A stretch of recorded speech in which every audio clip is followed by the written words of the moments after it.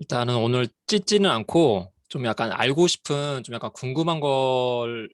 궁금증을 좀 자아낼 수 있도록 한번 제가 한번 해보도록 하겠습니다.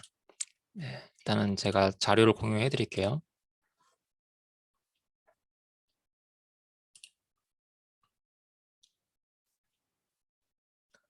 네, 다들 잘 보이시나요? 네, 저희가 이제 어 많은 사람들이 이제 막 좀 약간 건망증, 내가 막 뭔가 하려고 했다가 좀 까먹고, 그리고 뭔가 이렇게 좀 약간 단어들을 좀 생각을 하려고 하는데 갑자기 좀 약간 뭔가 그 정보에 관련된 그 키워드 이제 그런 단어들이 생각이 안 날 때가 있잖아요. 그래서 이거 내가 왜 이러지? 약간 좀 그런 사람들이 이렇게 그런 분들이 많잖아요. 네. 근데 이제 그거와 관련돼서 저희가 좀 약간 치매에 대해서 좀 약간 알려고 하는데, 그런데 말입니다. 그 치매란 게 도대체 무엇인지, 그리고 왜 이러한 치매가 발생이 되는지, 그리고 어떻게 하면 이 치매를 좀 약간 저희가 아무래도 이 뉴트라이트를 통해서 이제 사업을 하는 사람이기 때문에, 그래서 그 영양소로 이제 치매를 어떻게 보면 좀 이렇게 예방할 수 있는 좀 방법들을 좀 약간 알아보려고 해요. 예.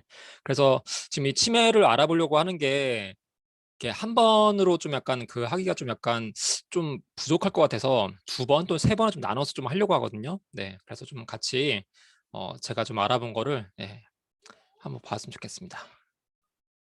자, 그래서 이 치매라는 게 좀 되게 굉장히 좀 많이 좀 그 심각한 좀 질병이죠. 네, 질환이고, 그래서 2020년도에는 이제 65세 이상 인구가 치매 환자가 벌써 83만 명이 넘어갔다고 해요. 83만 명. 어떻게 보면 그 100만 명에 거의 가까워지는 수치인 거죠. 네, 그리고 유병률 자체가 2020년도만 하더라도 10.3%.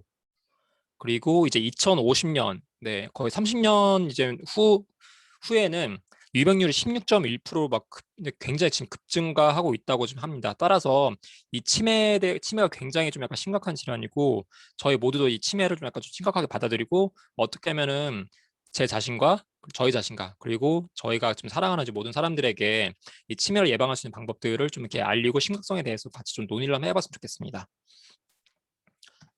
자, 그래서 일단은 그 저번 주에 같이 그 제가 말씀드린 것처럼 제가 좀 중간중간에 좀 이렇게 퀴즈를 낼 겁니다. 그래서 이 퀴즈가 총 3개가 나오는데, 좀 곰곰이 좀 이렇게 좀 들으시고 그 퀴즈의 정답을 아시는 분들은 여기 그 채팅방에 바로 이제 올려주신대요. 올려주시면은 스폰서님께서는 그 부분을 바로 캡처해 주시고, 상위 그 업라인 스폰서님께 말씀을 좀 주시면은, 아무래도 되게 굉장히 후한, 상금은 아니더라도 뭐 클릭머니까지 이렇게 좀 제공해 줄 수 있겠죠. 뭐 5천 원이라든지. 네, 한번 이제 가보겠습니다. 치매란 이제 무엇이냐? 일단 현재 상태에 대해서 좀 먼저 점검을 하려고 해요. 그래서 일단은 이 치매는 현재 치료 불가능한 이제 질환입니다. 현재 치료제 자체가 지금 없습니다. 그게 무슨 말이냐면은 치료제라기보다는 현재 지금 그 일어나고 있는 그 질환 자체를 그 증상을 조금 약간 지연시키는 정도밖에 못 하는 게 지금 상태인 거고요. 그래서 치매 환자의 이제 기억력과 이제 인지 장애만을 개선하는 게 바로 이제 현재 지금 나와 있는 이제 치매에 관련된 이제 약물인 거죠. 따라서 예방 백신 치료약도 없고, 가장 정말 중요한 건 예방 법만이 이제 저희한테 굉장히 좀 중요한 겁니다.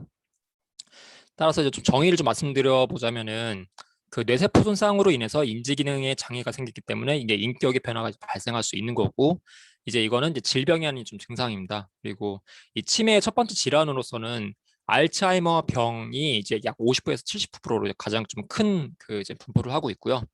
그리고 이제 이건 증상이 나타날 때 이제 이미 뇌에서 퇴행성 병변이 벌써 수십 년간 이미 이루어졌기 때문에 굉장히 오래 진행된 상태입니다. 따라서 이게 무슨 말이냐? 저희가 미리미리 식습관이라든지 생활습관이라든지 이런 또 운동을 통해서 예방을 하는 게 최우선이라는 방법인 거죠. 전조 증상을 좀 이렇게 알아볼 수가 있어요. 저희가 요즘에 그 이제 건강 공부하신 분은 아시겠지만 뭐 이렇게 망진법도 막 보고 하시잖아요. 그래서 전조 증상으로서 정신적인 긴장이라든지 또는 여기 갑상선 기능 항진증 이렇게 앓으시는 분들 또는 만성 알코올 중독이 있는 분들이 특히 치매가 올 그 가능성이 굉장히 높고요. 또는 이렇게 보면 망진을 하실 때 보면은 여러분들이 혀를 이렇게 내밀어 보라고 하세요. 그래서 그 혀가 만약에 미세하게 떨린다. 네, 그러면 이분은 이제 그 치매가 올 가능성이 굉장히 높은 겁니다. 네. 자, 그래서 이제 알츠하이머 병 원인을 좀 이렇게 알아보도록 할게요. 일단 치매에서 이제 가장 많이 걸릴 수 있는 그 병이 약 50, 70%가 알츠하이머 병이라고 말씀드렸습니다. 그래서 알츠하이머 병의 원인이 여러 가지가 있는데 일단 세 가지로 좀 나눠보도록 하겠고요. 첫 번째 원인은 만성염증이 있습니다. 이제 이 만성염증으로 그 유발 원인이 이제 저희 모두의 이제는 그 적이죠. 네, 그 내장 지방.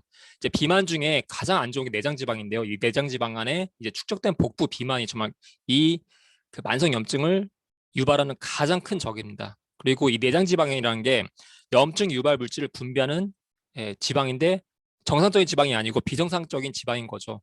다들 아시겠지만 그러니까 남성에 비해서 여성들이 더 이러한 그 지방의 분포가 더 높잖아요. 그리고 가슴이라든지 엉덩이에 더 이렇게 많이 분포되어 있는데 내장 지방은 정상이 아니라는 겁니다. 네, 따라서 내가 갖고 있는 그 정상적인 지방이 있다. 그러면 이걸 빨리 빼주는 게 중요하겠죠.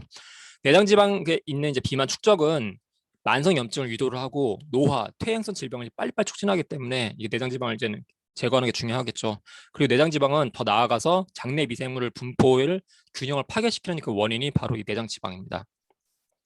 이제 질문을 하나 하겠습니다. 그래서 유해균이 배출하는 독소로 발생되는 질환으로 장내 유해균이 만들어낸 독소가 전신의 만성염증을 일으키는 위험인자는 무엇일까요? 네, 채팅창에 지금 많이 지금 넣어주신 걸로 일단은 제 상상을 하겠고요.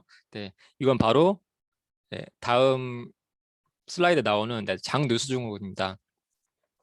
이 장누수 증후군은 이제 장내 상피 세포가 치밀하게 결합되어 원래 있어야 하는 게 정상입니다. 근데 이게 오른쪽에 있는 그림을 보시면은 장내 유해균이 만들어내는 독소에 의해서 이 결합이 이제 느슨해집니다. 따라서 이게 좀 이렇게 벌어지는 거죠.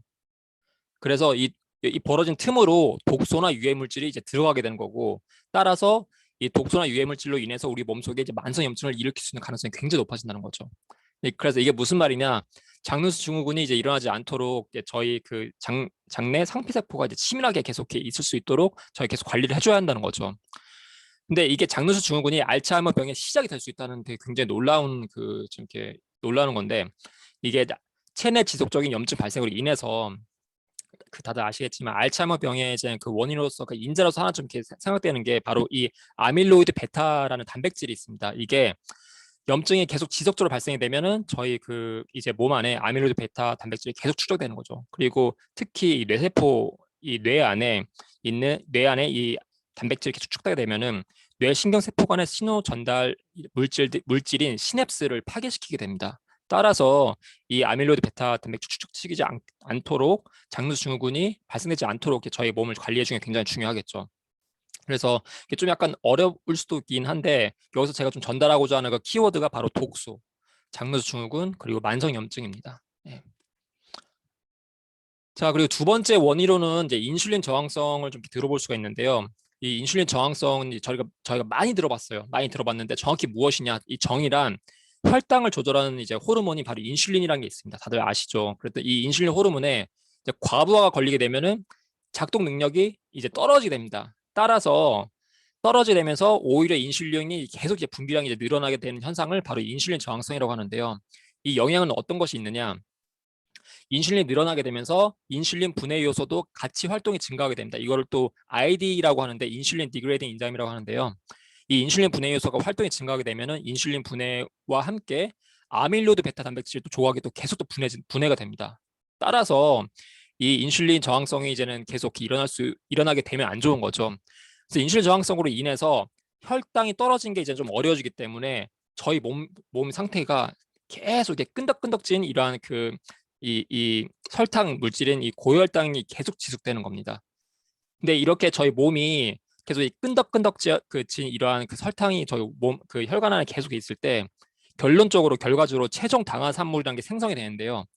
이 최종 당화산물이라는 거는 뇌세포의 손상을 유도를 시키고 또한 아밀로이드 베타를 또 계속 더 빠르게 이제 축적시키는 게 바로 이 최종 당화산물입니다. 그러면 이 최종 당화산물은 무엇이냐? 여기 아래 제가 좀 설명을 좀 드렸지만 당에 결합된 지방이나 단백질을 이제 의미를 하고요. 이게 노화와 굉장히 이제 밀접합니다. 그래서 이 물질이 당뇨병, 동맥경화, 만성 심부전, 알츠하이머병 이제 이러한 여러 가지 퇴행성 질환들을 유발을 할 수 있고 또한 더 악화시킬 수 있는 게 바로 췌장 당화산물인 거죠. 자, 그럼 이제 질문을 좀 하나 드리겠습니다. 네. 그 인슐린 저항성에 도움이 되는 대표적인 영양소는 무엇일까요? 네. 채팅창에 넣어주시면 되겠습니다.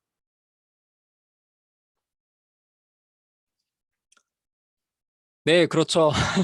네, 이게 바로 비타민 C인데요. 이 비타민 C가 그 췌장산화물을 생성을 이제 만들어진 걸 이렇게 막아줍니다. 그래서 이 췌장당화산물 아까 제가 언급드렸지만 신경과 망막의 합병증을 예방하는 데 도움이 되기 때문에 비타민 C가 굉장히 도움이 되는 거죠. 좀 약간 메커니즘을 좀 말씀드리자면은 비타민 C와 그리고 이 그 당의 구조가 그러니까 비슷하게 생겼습니다. 따라서 저희 몸에 당이 많으면은 이 당을 그 결합하는 걸 막아주는 게 바로 이 비타민 C이기 때문에 저희 몸이 항상 비타민 C가 계속적으로 많이 있어져야 혈관 안에 충분히 있어져야 그 혈당이 높아지는 걸 막아줄 수 있다는 거죠. 자, 그럼 그 다음에 네, 마지막으로는 이제 수면 부족을 좀 이렇게 들어볼 수가 있는데요. 이게 영향력은 이제 글림프계를 이제 불균형을 초래를 할 수 있습니다. 이게 무슨 말이냐? 그 이제 알츠하이머병을 일으키는 이제 베타와 이제 타우 단백질을 청소가 이제 불가능해지는 게 바로 이 글림프계에서 이제 일어나게 되는데 이게 왜 그러냐? 저희가 수면이 부족하게 되면은 이 글림프계에 있는 그 글림프계가 원래 잠을 잘 때 그 베타 타우 단백질을 비롯한 여러 가지 노폐물들을 청소를 계속 시키는데 이게 청소하는 게 그 기능이 떨어진다는 거죠. 이 글림프계라는 거는 뇌에 존재를 하고 있고 몸속에 림프관과 유사한 기능을 갖고 있습니다. 그래서 이 뇌의 각종 노폐물들을 정맥으로 이제 내보내게 되고 이게 깊은 수면을 취할 때만 나오는 거죠. 따라서 만약에 잠을 많이 자더라도 오래 자더라도 이게 깊숙한 되게 좋은 그런 질 좋은 그 수면을 취하지 못한다면은 이게 활성화될 수 없고 따라서 베타 단백질과 타우 단백질이 더 많이 늘어날 수 있다는 거죠. 왜냐면 청소를 다 못하게 되니까. 그래서 중요한 거는 하루 6시간 미만인데 수면을 갖고 있는 분들은 이러한 질병 초래가 위험성이 굉장히 증가할 수 있다라는 거죠. 그리고 다시 한번 말씀드리지만 오래 자더라도 깊숙하게 잘 수 있는 그런 수면의 습관성을 길러주는 게 되게 중요하다는 거죠. 자, 그러면은 제 마지막 질문입니다. 네. 깊은 숙면을 유도하는 데 도움이 되는 영양소는 무엇이 있을까요? 네. 네, 막 다들 지금 버튼 막 눌러주고 계시는 것 같은데요. 네. 이건 바로 네. 태아닌입니다. 태아닌. 네, 저희 그 네, 태아닌 샷이라고도 저희 제품도 있잖아요. 이 태아닌은 무엇이냐면 신경을 이제 안정을 해주는 물질이고요. 이게 바로 카페인을 이제 억제를 해줍니다. 그리고 진정 작용을 해주는데 이게 그 저희 신경 전달 물질 중에 하나인 글루탐산이라는 이제 그 물질이 있습니다. 이 글루탐산과 이 태아닌이 같이 결합을 하게 되면은 저희의 뇌세포가 흥분하는 걸 이제 억제시켜 줍니다. 네, 이게 무슨 말이냐? 따라서 이 심신을 안정을 시켜주고 충만감을 유도해 주는데, 근데 이 말은 이제 졸음을 유도를 해줄 수 있습니다. 하지만 이게 그 수면제처럼 빨리 깊숙하게 이제 수면을 이제는 그렇게 유도하는 건 아니고요. 따라서 이게 보조제로만 쓰여야 한다는 거죠. 이 태안이라는 게. 제가 정리를 한번 해보겠습니다. 이게 원인으로서 알츠하이머병을 이제는 일으킬 수 있는 원인이 세 가지가 있는데 만성염증으로 염증을 이제 저희가 이제 걸리게 된다면은 아밀로이드 이제 베타 단백질 계속 증가하게 되고 두 번째로는 인슐린 저항성이 계속 저희가 일어나게 된다면 인슐린 분해 효소가 증가하기 때문에 따라서 이 또 베타 그 타우린 단백질이 계속 늘어나게 된다는 거죠. 또한 마지막으로 수면 부족이 일어나게 된다면 글림프계 불균형 초래로 인해서 이러한 그 타우 단백질과 이제 베타 단백질들이 청소가 되는 게 이제 막아진다는 거죠. 네. 네, 이상입니다. 네, 그 정답을 아시는 분들은 네, 그